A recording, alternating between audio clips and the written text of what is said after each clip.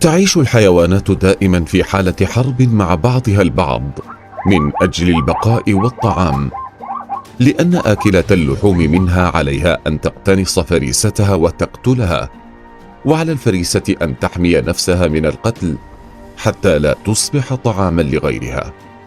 في هذا الفيديو سنشاهد 4 حيوانات نجت من الموت بأعجوبة، لكن قبل أن نبدأ ندعوك للاشتراك بالقناة وتفعيل زر الجرس والإعجاب بالمقطع ليصلك كل ما هو جديد. هيا بنا.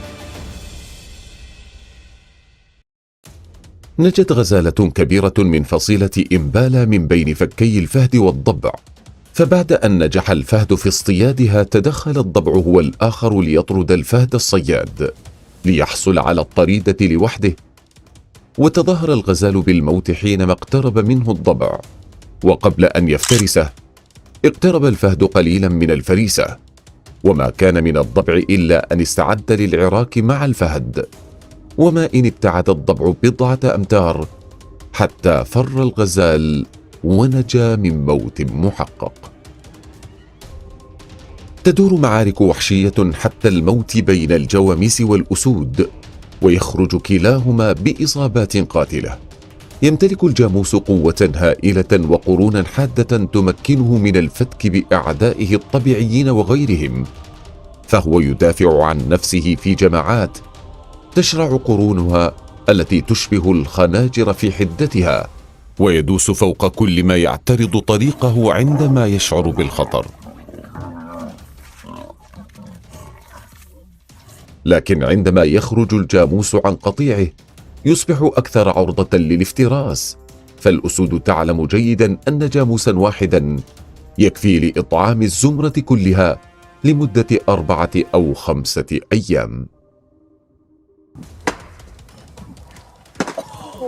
ربما يكون مثيرا للبعض أن يرى زرافة برقبة مكسورة، ولكن هذا هو الحال في إحدى حدائق تنزانيا.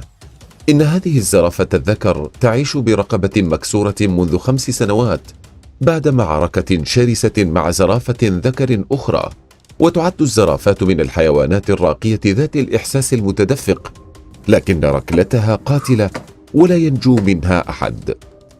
أما في حال تنافس الذكور على أنثى زرافة أو أرادوا الهيمنة على القطيع، فلكم أن تتخيلوا شراسة المعركة وسلاحها عندئذ.